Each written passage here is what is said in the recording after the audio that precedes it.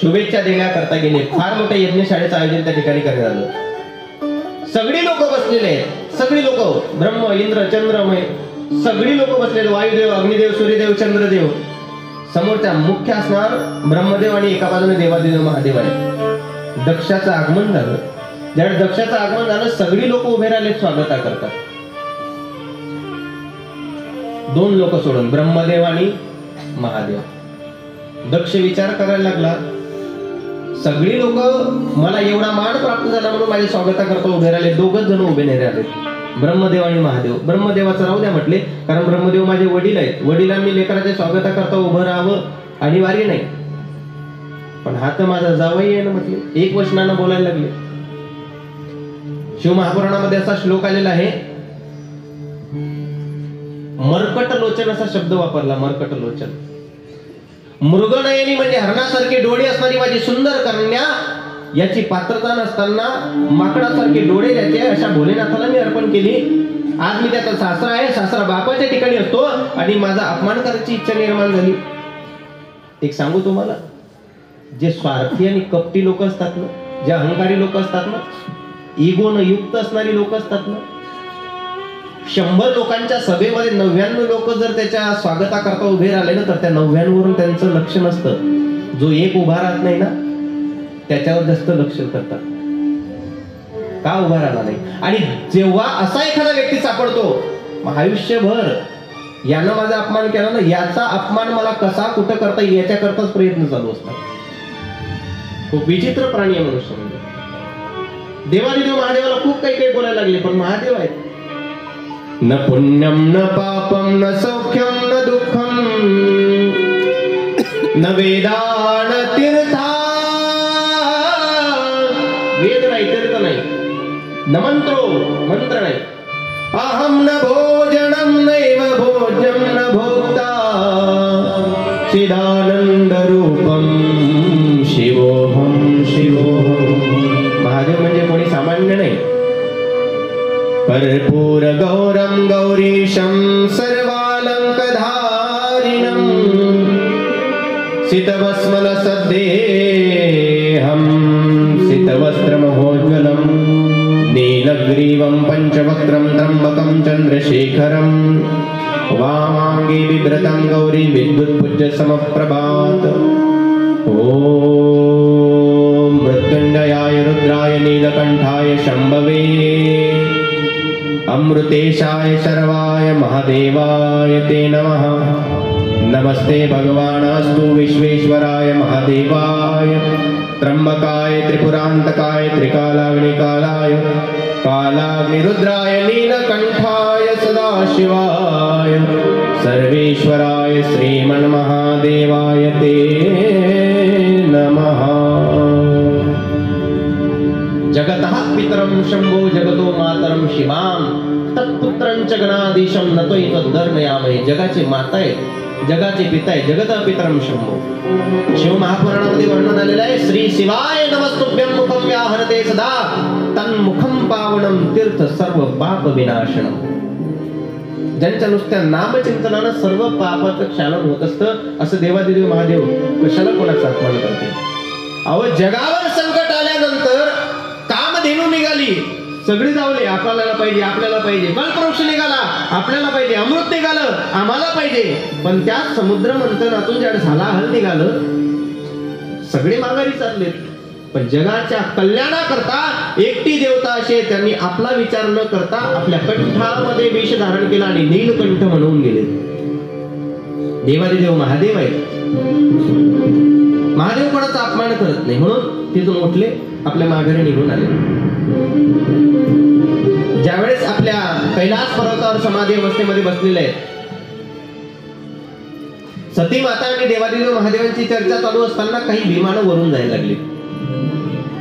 दक्षानं काय केलं, आपला अपमान केला ना, आता परत एका यज्ञाचं आयोजन करायचं म्हटलं. सगळ्यांना बोलवायचं, पण भोलेनाथांना बोलवायचं नाही. सगळ्यांना आमंत्रण, सामान्यातल्या सामान्य ऋषीपासून सगळ्या देवतांपर्यंत आमंत्रण दिलं. काही विमानं जायला लागले वरून आकाश मार्गाने, दिव्य पुष्पक विमान. आणि ते विमानं जात असताना त्याच्यामध्ये चर्चा चालू होती. दक्षांना प्रजापती पद प्राप्त झालं, त्या निमित्तानं खूप मोठा यज्ञ आहे, सर्वांना आमंत्रण आहे, सर्वांना आमंत्रण आहे.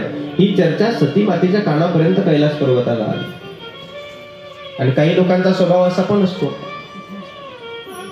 गल्लीमध्ये सगळ्यांना जर आमंत्रण असेल लग्नाचं, नेमकं एखाद्या दोन घराला कधी आमंत्रण नसलं, आपल्याला माहित असतं यांना आमंत्रण नाही, पण बरोबर जेवणाच्या वेळेला निघाले की त्यांच्याच घरासमोर उभं राहायचं, त्यांनाच म्हणायचं हा चालायचं नाही जेवायला, तुला माहित नाही त्यांना आमंत्रण नाही म्हणून. यालाच माणूस म्हणतात. बोला जय श्रीराम. चांगल्या ठिकाणी असा प्रयत्न नाही करणार, चला कथा चालू झाली आहे, जायचं आहे, किती सुंदर नियोजन आहे, किती सुंदर गुणीजन आलेले आहेत, असा भाव इथं नाही निर्माण होत. ऐका, सती मातेने ज्यावेळेस शब्द ऐकले ना, सती मातेने ठरवलं माझ्या वडिलांच्या घरी एवढा मोठा कार्यक्रम, मनात भाव सुद्धा आला नाही की आपल्याला आमंत्रण का दिलं असेल, सरळ धावत गेल्या. आणि स्त्रियांचा अजून एक स्वभाव असतो, नवऱ्याचं काम असलं की माझा बाप, आणि आपलं काम असलं की तुमचा सासरा. हे मी नाही सांगत, ग्रंथ सांगतात. श्रीमद भागवतामध्ये श्लोक आलेला आहे, ज्यावेळेस सती माता धावत गेल्या ना, त्यावेळेस धावत गेल्यानंतर वडिलांच्या घरी जो कार्यक्रमाचं आयोजन केलं त्याविषयी माहिती देण्याकरता गेल्यात. आणि श्लोकाचं वर्णन असं आहे, प्रभू अहो ऐकलं का, प्रजा प्रतिस्ते शशुरस्य सांप्रद, तुमच्या सासऱ्याला, माझ्या वडिलांना नाही म्हटलं आता, तुमच्या सासऱ्याला प्रजापतीपद प्राप्त झाले म्हटले. सगळी लोक त्या ठिकाणी चालली, ऋषीवर्यांपासून तर देव लोकांपर्यंत सगळ्यांना आमंत्रण आहे. अहो आपणही जायला पाहिजे. महादेवांनी स्मिता हास्य केलं बसल्या जागेवर, काय माहित नाही त्यांना, सगळं माहित आहे. बरं आधीच अपमान केला ना दक्षानं, पण तरी सुद्धा आपल्या अर्धांगिनीला सांगितलं का? नाही सांगितलं. एवढे शांत आहे. हे सांगितल्यानंतर ज्यावेळेस भोलेनाथांच्या चेहऱ्यावर स्मिता हास्य बोललं, भोलेनाथ बोलायला लागले, सती ऐक, तुझ्या वडिलांना प्रजापती पद प्राप्त झालं, खूप आनंदाचा विषय, पण काय असतं ना म्हणे, काही ठिकाणं अशी असतात जिथं आमंत्रणाशिवाय माणसानं जायचं नाही. काही ठिकाणं अशी असतात आमंत्रण असलं तरी जायचं नाही, आणि काही ठिकाणं अशी असतात आमंत्रण असो नसो विचार करायचं नाही, तिथं सरळ जाऊन बसायचं. काही ठिकाणं अशी आहेत आमंत्रण असल्याशिवाय जाऊ नये. आपल्या घरी मंगल कार्य आहे, ज्याच्या घरी मंगल कार्य आहे त्याला स्वतंत्र ठरवण्याचा अधिकार आहे की माझ्या मंगल कार्यात कोणी सहभागी व्हायचं. कदाचित आपल्याला पत्रिका नाही, आपण गेल्यामुळे आपण जर त्याच्या दुःखाचं कारण बनत असू तर एवढा कार्यक्रम विनाकारण व्यर्थ जाणार ना. मग आमंत्रण असल्याशिवाय मंगल कार्यात जाऊ नये. बऱ्याच गावामध्ये ते तमाशाचे फळं लागतात, मग ती गाडी फिरवतात गावोगावी, याचा अर्थ आमंत्रण देतात. अशा ठिकाणी आमंत्रण असलं तरी जाऊ नये. आणि कथा कीर्तनाच्या मंडपामध्ये आमंत्रणाची वाट पाहू नये. इथं न बोलवता यावं लागतं. सकळासी येथे आहे अधिकार, कलियुगी उद्धार हरीच्या नामी. इथं सर्वांना मोकळा अधिकार आहे, कोणालाच इथं बंधन नाही. तिथं मंगल कार्य आहे, आपल्याला आमंत्रण आहे. जग के मित्र प्रभु तू गुरु नेहा, जग के मित्र प्रभु तू गुरु नेहा.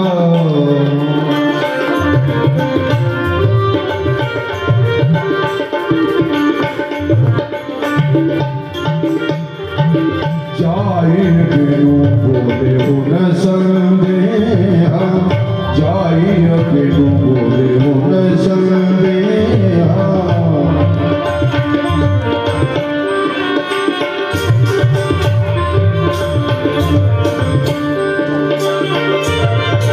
तदपि विराधा जहाँ कोई, तहाँ गए कल्याण होए. जगति मित्र प्रभु तू गुरु नेहा, जगति मित्र प्रभु तू गुरु नेहा, जगति मित्र प्रभु तू गुरु नेहा.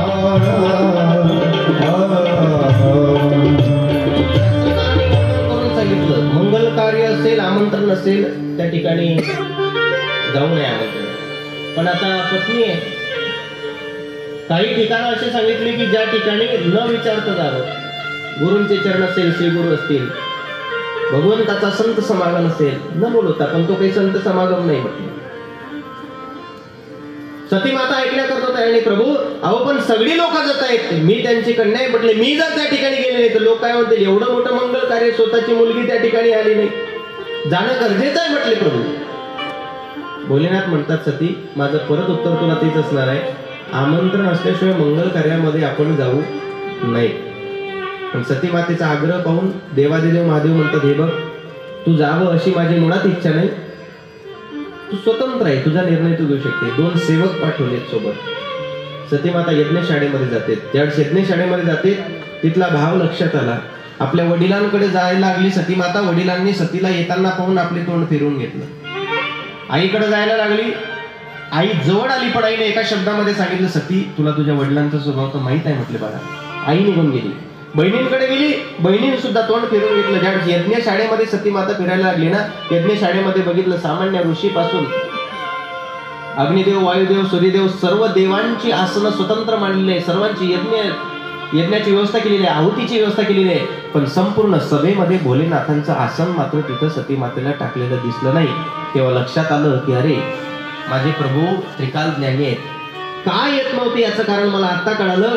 कारण ही सभा माझ्या वडिलांना प्रजापती पद प्राप्त झालं म्हणून नाही, माझ्या वडिलांना प्रजापती पद प्राप्त झालं म्हणून नाही, तर माझ्या मालकांचा अपमान घडावा मनामध्ये भाव निर्माण झाला. माझ्या प्रभूंनी मला आधीच सांगितलं होतं सती जाऊ नको, पण त्यांच्या आज्ञेचं उल्लंघन करून इथपर्यंत आली. काय करू. वडिलांच्या जवळ गेली सती माता. आम्ही उभे राहिले. बाबा जगाच्या पाठीवर आपल्या लेकरांवर सगळ्यात जास्त प्रेम करणारं व्यक्तिमत्व कोणतं असेल तर आई आणि वडील असतात. करी लाभाविन प्रीती, लाभाचा विचार न करता ज्या ठिकाणी प्रेम केलं जातं ते तत्व म्हणजे आईचं तत्व आहे, बापाचं तत्व आहे. मातेची आजक्ती अवघी बालकाची व्याप्ती, देह विसरे आपुला जवळी घेता शीन गेला. पण साक्षात देवादिदेव महादेव जावाई स्वरूपात प्राप्त झाल्यानंतर सुद्धा तुम्हाला या गोष्टीची जाणीव नाही, त्यांचा अपमान करायची इच्छा तुमच्या अंतःकरणात निर्माण झाली. माझे मालक मला इथं येण्याकरता नाकारत होते तरी सुद्धा त्यांच्या आज्ञेचं उल्लंघन करून मी इथं तुमच्यापर्यंत आले. बाबा मी खरं ऐकलं होतं. माता शत्रु पिता वैरी, माता पिता हे त्यावेळेला शत्रू होत असतात ज्या वेळेला ते आध्यात्मिक कार्यामध्ये विरोध करत असतात. मी काही चुकीचं काम तर केलं नाही म्हटले, माझ्या पतिदेवांनी काय चुकीचं काम तर केलं नाही म्हटले.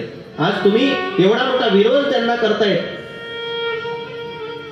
समाधी अवस्थेतून जप तप कर्मकांड नाना प्रकारच्या साधनेच्या माध्यमातून जग त्यांना समाधीतून पाहण्याचा प्राप्त करण्याचा प्रयत्न करते. त्यांच्या स्वप्नातही न जाणारे देवादेव महादेव तुम्हाला जावाई स्वरूपात प्राप्त झाले. त्यांचाच अपमान करायची इच्छा निर्माण झाली. जगाच्या कल्याणाकरता ज्यांनी हलाहल नावाचं विष कंठामध्ये साठवून ठेवलं त्यांचा अपमान करायची इच्छा निर्माण झाली. ज्यावेळेस माणसाला कोणी स्वीकारत नाही अशा अंतकाळाच्या नंतर सुद्धा त्या देवानी सगळ्या विश्वाला स्वीकारावं, अंतःकरणामध्ये ठेवावं, योग्य अधिष्ठानापर्यंत पोहोचावं, अशा महादेवाचा अपमान करायची इच्छा तुमच्या अंतःकरणात निर्माण झाली. आता मी माघारी सुद्धा जाऊ शकत नाही, कारण जिथं मालकालाच आमंत्रण नाही तिथं बायको येऊन त्या सभेत करायचं तरी काय म्हटलं. बरं माघारी गेलो तर माझे पतिदेव मला दाक्षायणी, दक्षाची कन्या म्हणून दाक्षायणी म्हणून हाक मारतील. त्यावेळेस मला प्रत्येक वेळेस माझ्या पतिदेवांचं झालेला अपमानाचं स्मरण होईल. माघारी जाऊ शकत नाही. इथं माझ्या पतिदेवाला आमंत्रण असल्यामुळे इथेही थांबू शकत नाही. आणि आता माझ्या अंतःकरणातला भाव आहे म्हटले, तुमच्या पासून हे शरीर निर्माण झालं, जोपर्यंत या शरीरामध्ये आहे तोपर्यंत मी दक्ष कन्याच म्हणवल्या जाणार. त्याच्यामुळे आता हे शरीर सुद्धा माझं इथं ठेवायची इच्छा नाही, हे शरीर मला त्यागायचं आहे. असं म्हणून जो यज्ञकुंड प्रज्वलित केला होता ना त्या ठिकाणी, त्या यज्ञामध्ये आहुती टाकता टाकता मनामध्ये भाव निर्माण झाला. गोस्वामी तुलसीदास महाराजांनी वर्णन केलेलं आहे. सती मरत हरी सना बरुमागा, सती मरत हरी सन बरुमागा, सती मरत हरी सन बरुमागा, सती मरत हरी सन बरुमागा. जन्म जन्म शिव पद अनुरागा, जन्म शिव पद अनुरागा, जन्म शिव पद अनुरागा,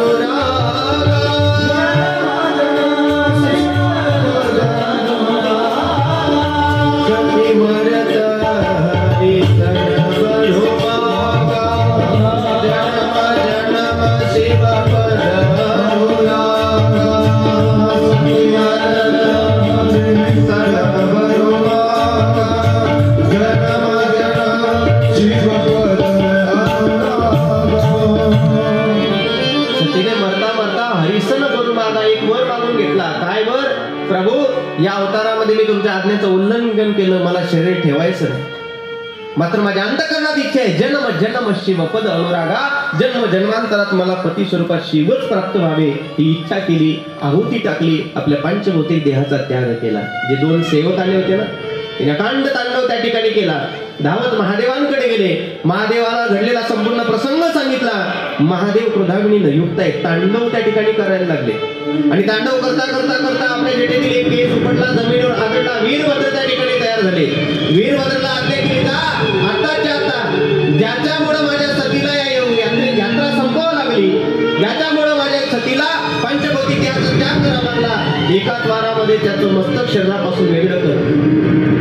वीरभद्रजी अकराळ विकराळ स्वरूपामध्ये त्या ठिकाणी त्या सभेमध्ये गेले आणि त्या सभेमध्ये गेल्यानंतर दक्षासमोर उभे राहिले. काही विचार न करता ज्यावेळेस त्या यज्ञकुंडामध्ये सती मातेचा तो देह दिसला ना, एकच वार केला आणि एकाच वारामध्ये दक्षाचं मस्तक शरीरापासून वेगळं केलं. सगळी देवदेवता त्या ठिकाणी विचार करताय, काय करावं, कसं करावं. यज्ञाचं आयोजन आहे, मुख्य यजमान आहे दक्ष, आणि कर्मकांड जेवढं सोपं आहे तेवढं अवघड आहे, दिसतं तेवढं सोपं नाही, फार अवघड आहे. करणाऱ्यांकरता, ज्ञानी पुरुषांकरता सोपं आहे, न करणाऱ्यांकरता खूप अवघड आहे. यज्ञ जर अपूर्ण राहिला तर ग्राम नाश सांगितलेला आहे, संतती नाश सांगितलाय. काय करावं, अपूर्ण यज्ञ तर पूर्णच करावं लागेल. कर्मकांड खूप सोपं आहे वाटतं आपल्याला, पण कर्मकांड खूप अवघड असतं. यज्ञामध्ये आहुती टाकत असताना 2 शब्द येत असतात, स्वाहा. ऐकू ना आपण हा शब्द. वास्तविक पाहता स्वाहा हा एक शब्द नाही, स्वाहा हे 2 शब्द आहेत. किती शब्द? स्वा आणि हा हे 2 शब्द आहेत. यज्ञाचं मुख उघडण्याकरता जो शब्द वापरला जातो त्या शब्दाला स्वा म्हणतात, आणि उघडलेलं मुख बंद करावं याच्याकरता जो शब्द वापरला जातो त्याला हा म्हणतात. यज्ञमुख जर कायमच उघडं राहिलं तर मग त्याच्यामध्ये बाकीचा केरकचरा सुद्धा येऊन पडेल ना. म्हणून स्वाहा, स्वा म्हणजे स्वा म्हटलं की यज्ञमुख उघडतो, हा म्हटलं की यज्ञमुख बंद करतो. मग विधी असा आहे, स्वा आणि हाच्या मध्ये ज्यावेळेस मुख उघडं असते ना, तोपर्यंत आपल्या हातची आहुती त्या मुखामध्ये पडायला पाहिजे. राधे शेठ, आता विचार करा, आपली आहुती कधी पडते? स्वाहा स्वाहा, तोंड बंद झालं की आपली आहुती पडते. याच्यामध्ये आहुती पडायला पाहिजे. मला मुद्दा फक्त एवढा करता सांगायचा आहे, कर्मकांड खूप क्लिष्ट आहे. म्हणून तर ज्ञानोबरायांनी, संत तुकाराम महाराजांनी काय केलं, मोडोनिया वाटा सूक्ष्म दुस्तर केला राज्यभार. कठोर मार्ग तोडून टाकले ना, आपल्याकरता सुलभ मार्ग हा या ठिकाणी बनवून टाकलेला वारकरी संप्रदायाचा. सगळी देवतांनी आता विनंती करायला लागले, ज्यांच्यासाठी, त्यांच्या अपमानासाठी दक्षाने एवढा प्रयत्न केला, आता हा अपूर्ण यज्ञ फक्त महादेवच पूर्ण करू शकतात. जेव्हा कोणतीच गोष्ट कोणाच्यानच केल्या जात नाही, ती गोष्ट करण्याकरता समर्थ एकच देवता, देवादिदेव महादेव. सगळी लोक त्या ठिकाणी गेली आणि गेल्यानंतर आता देवादिदेव महादेवांना विनंती करतायत, कर्पूर गौरम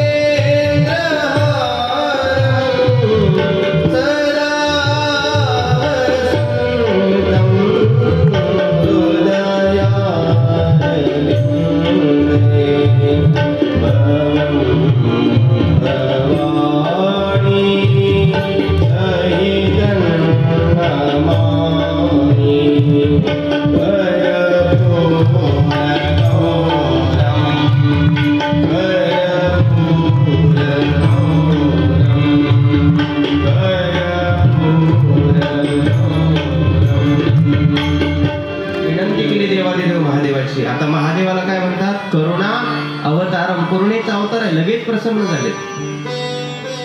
बघा किती करुणेचा अवतार आहे, किती ओढे आहेत. आत्ताच अर्धांगिनीचा वियोग झाला आणि कोणी नुसतं नामचिंतन केलं, लगेच प्रसन्न झाले. सांगा म्हटले, काय करू? म्हटले, प्रभू यज्ञ अपूर्ण राहिलेला आहे, आम्हाला माहित आहे, खेद सुद्धा आहे, वाईट सुद्धा वाटते, पण मनातला भाव आहे, यज्ञ अपूर्ण राहिल्यानंतर ग्रामनाश हा यज्ञ पूर्ण व्हावा. भोलेनाथांच्या कृपेनं बकऱ्याचं मस्तक दक्षाला लावण्यात आलं आणि अपूर्ण यज्ञ त्या ठिकाणी पूर्ण करण्याचा प्रयत्न त्या ठिकाणी झालेला आहे. ऐका, माझं जर यज्ञात स्थान नाही, मी काय करायचं म्हटलं तिथे येऊन? त्या दिवसपासून जगातल्या सगळ्या देवतांनी सांगितलं, यज्ञामध्ये शेवटी पडणारी जेवढी काही आहुती असेल शिल्लक राहिलेली, हा सगळा आहुतीचा भाग आजपासून फक्त आणि फक्त महादेवाच्या मालकीचा असणार. म्हणून तिथला कोणताच विधी घरी आणता येत नाही आपल्याला, सगळं महादेवाला अर्पण त्या ठिकाणी करावं लागतं. आता सतीचा वियोग त्या ठिकाणी झालेला आहे. देवादेवी महादेव आपल्या सगळ्या आभूषणांचा आणि आयुधांचा त्याग करून एकांतामध्ये समाधी अवस्थेमध्ये विराजमान आहे. सती माता नाही, भोलेनाथ समाधी अवस्थेमध्ये गुफेमध्ये आहेत. ज्या वेळेस देव समाधी अवस्थेत असताना त्यावेळेस जगातली नास्तिक लोक प्रयत्नवादी असतात. तारकासूर होता एक तारकासूर. त्या तारकासुरानं काय केलं, फार मोठं तप केलं आणि ब्रह्मदेव प्रसन्न झाले. म्हटले काय पाहिजे? म्हटले अमर करा. ब्रह्मदेव म्हटले I am really very very sorry, मी स्वतः अमर नाही. म्हटले तुम्हाला कसं अमर करू, दुसरं काही. मग त्यावेळेस फार विचार करून यानं वर मागला. जसा हिरण्यकशिपू म्हटलं ना मला अमर करा, म्हटले अमर होऊ शकत नाही, दुसरं मागा. त्यानं विचार केला आणि तो बोलायला लागला, ठीक आहे मरण आलं तर चालतं, पण घरात यायला नको, बाहेर यायला नको, आकाशात नको, पाताळात नको, माणसाच्या हातून नको, दानवाच्या हातून नको, राक्षसांच्या हातून नको, पशुच्या हातून नको, 12 महिन्यातल्या कोणत्याच महिन्यामध्ये नको. आता तो सगळं मागून गेला, पण एक प्रमाण विसरून गेला, चतुरा तो शिरोमणी. सगळ्यात जास्त चतुर तो जगाचा मालक आहे. तुमची चतुराई काय चालणार त्याच्यापुढे? त्यानं असा अवतार धारण केला, माणूसही नव्हता, देवही नाही, दानवही नाही, राक्षस नाही, पशु नाही, पक्षी नाही, मारत असताना शस्त्रानं मारलं नाही, अस्त्रानं मारलं नाही, मारत असताना आकाशात मारलं नाही, पाताळात मारलं नाही, घरात मारलं नाही, घराच्या बाहेर मारलं नाही, आणि 12 महिन्यातल्या कोणत्याच महिन्यात मारलं. चतुरा तो शिरोमणी. तसं तारकासूर विचार करतोय, अमर नाही करतात ना, एक काम करा म्हणे. यानं विचार केला, सती मातेनं देह त्यागलेला आहे आणि महादेव आता समाधी अवस्थेमध्ये आहे. तारकासूर म्हटलं ब्रह्मदेवा अमर नाही करू शकत ना, एक काम करा, मरण आलं तर चालतं, पण भोलेनाथ आणि सती मातेच्या मुलाच्या हातून यायला पाहिजे. ब्रह्मदेव म्हटले तथास्तु. याच्या मनामध्ये भाव निर्माण झाला, बस आता आपल्याला कोणी अडवू शकत नाही. आता मी अजरामर झालो, कारण सती माताच नाही म्हटल्यानंतर मुलगा कुठून होईल, आणि मुलगाच नाही म्हटल्यानंतर माझा वध कसा होईल. मनामध्ये भाव निर्माण झाला, पण तोही विसरला होता, चतुरा तो शिरोमणी. बोला जय श्रीराम. यांनी स्वर्गाधिक सगळ्या लोकांवर आक्रमण केलं, आपल्या अधिष्ठानामध्ये सगळी ही लोक घेऊन टाकलेत. पण आता सगळ्या देवांनी परत देवादिदेव महादेवांना विनंती करायला लागलेत. पण महादेव समाधी अवस्था सुटायला तयार नाही. काय करावं? कामदेवाच्या माध्यमातून समाधी अवस्था सोडायला प्रयत्न केला. कामाने काय केलं, वेगवेगळ्या प्रकारचे बाण मारले, पण ते बाण तिथं काहीच असर करत नव्हते. पण शेवटचा बाण मारत असताना भोलेनाथाच्या वक्षस्थळावर, हृदयावर त्या ठिकाणी लागला. समाधी अवस्था सुटली. ज्यावेळेस कामदेव आंब्याच्या झाडामागे लपलेला आहे, भोलेनाथांनी बघितलं, त्रिनेत्र म्हणजे तिसरा डोळा आपला उघडला, कामदेवाला त्या ठिकाणी भस्म करून टाकलं. पण या संधीचा फायदा घेत सगळे देव समोर आले.